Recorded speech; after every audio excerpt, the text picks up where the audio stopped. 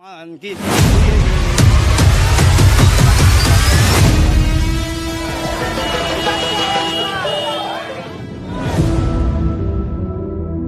कि हम जब करेंगे दिमाग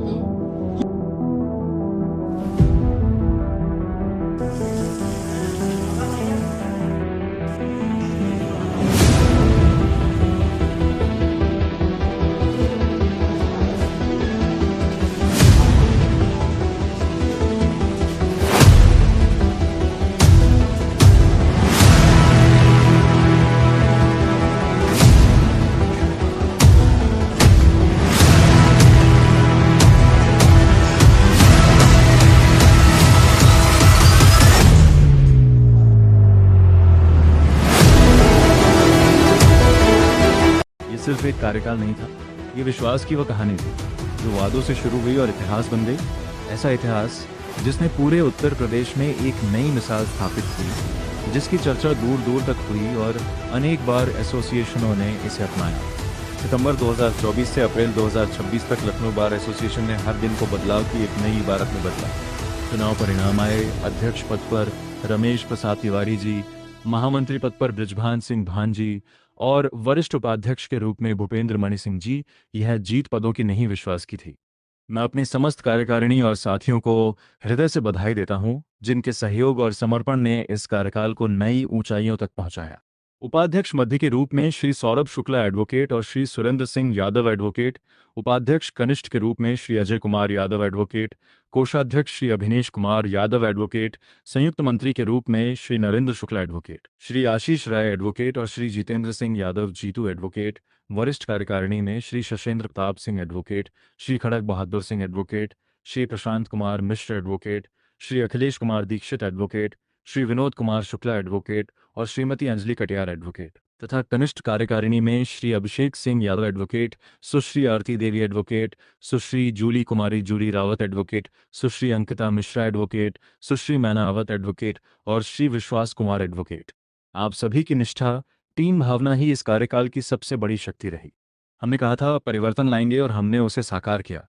भौतिक विकास में, चाहे वो अधिवक्ताओं के बैठने के लिए 127 चैम्बर हो, विवेकानंद हॉल या महिलाओं के लिए एक वकालतन कक्ष एवं शौचालय की व्यवस्था, संस्था के इतिहास में एक और स्वर्णिम अध्याय जोड़ते हैं।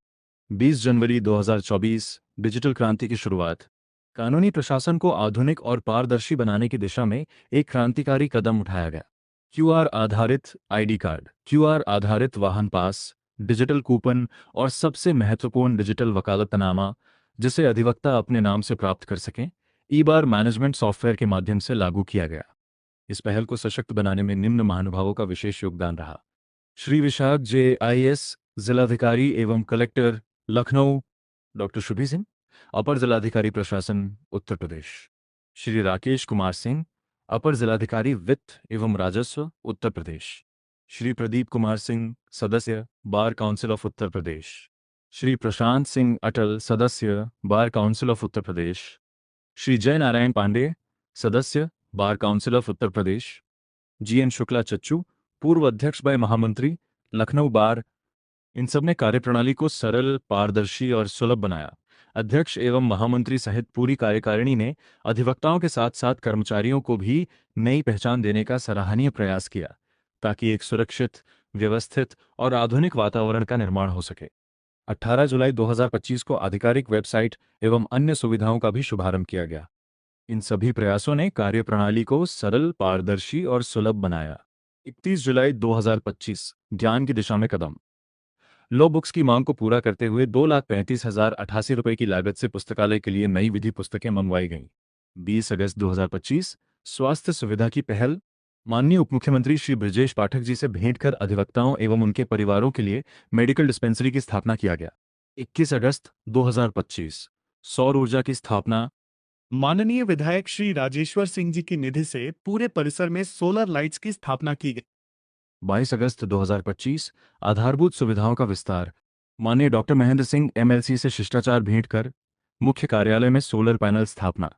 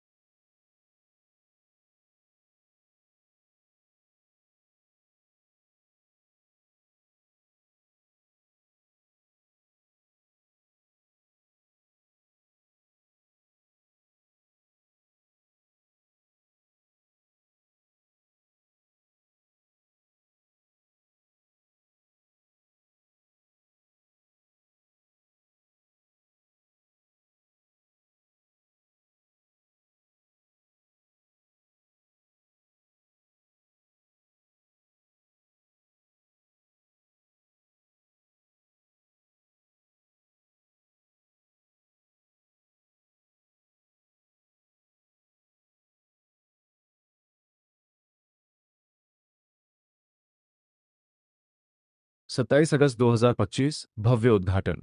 माननीय उप मुख्यमंत्री श्री ब्रजेश पाठक जी एवं माननीय सदस्य विधान परिषद श्री मुकेश शर्मा जी द्वारा 79 चैम्बर्स एवं बरामदों का उद्घाटन किया गया। माननीय रक्षा मंत्री श्री राजनाथ सिंह जी के सहयोग से 25 लाख रुपए की धनराशि अधिवक्ता हित में प्रदान की गई।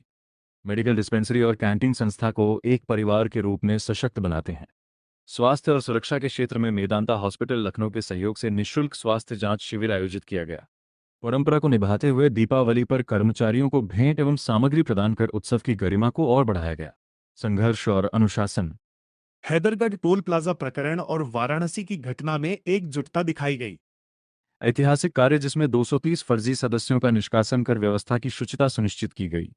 2026 नेतृत्व सदन का शुभारंभ, अथक परिश्रम और दूरदृष्टि का परिणाम, जिसका उद्घाटन जिला जज लखनऊ श्री मलखान सिंह जी के करकमलों द्वारा संपन्न हुआ। यह आधुनिक सोच और सुदृढ़ भविष्य का प्रतीक बना। 22 मार्च 2026 ऐतिहासिक उद्घाटन।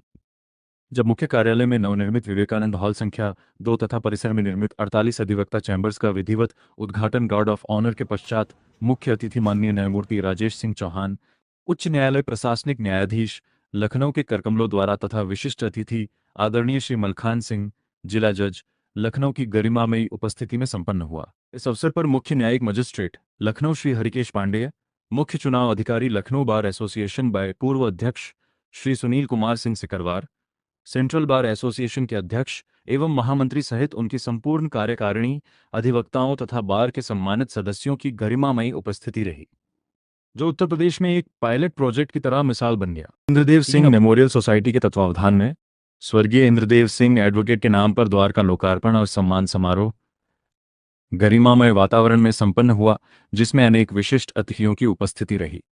20 अप्रैल 2026 महिला सशक्तिकरण की दिशा में पहल महिला अधिवक्ताओं के लिए नेतृत्व सदन और आधुनिक सुविधाओं का निर्माण, सम्मान, सुविधा और सशक्तिकरण की दिशा में एक महत्वपूर्ण कदम, जिसका उद्घाटन डॉक्टर शुभ सिंह, अपर जिलाधिकारी प्रशासन लखनऊ द्वारा किया गया। अप्रैल 2026 विस्तार का नया अध्याय।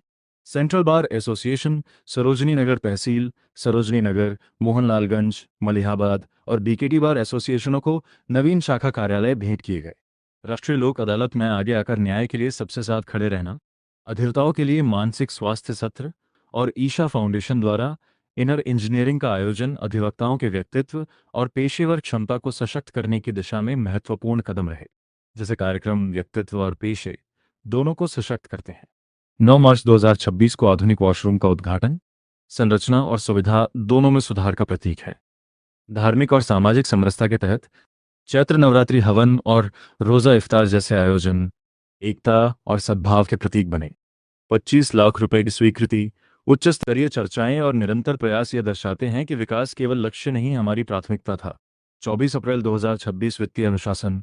हमने अपने हर वादे को निभाया। सबसे बड़ी बात, इतने व्यापक कार्यों के बाद भी 1 करोड़ रुपए की एफडीआर अधिवक्ताओं के हित में सुरक्षित रखी गई। आज पीछे मुड़कर देखने पर संतोष होता है कि हमने अपने सभी वादों को पूरी ईमानदारी से निभाया। ये किसी अंत का संकेत नहीं, बल्कि एक नई शुरुआत की ओर कदम है। लखनऊ बार एसोसिएशन अब सिर्फ एक संस्था नहीं रही, बल्कि विश्वास, प्रेरणा और एक आदर्श के रूप में स्थापित है। अधिवक्ता एकता जिंदाबाद। हम अधिवक्ता हित में हमेशा खड़े रहे हैं और रहेंगे। जो प्रयास किए हैं उन्हें हम पूरी तरह सफल बनाकर रहेंगे। आने वाले समय में कुछ और बदलाव अभी बाकी है।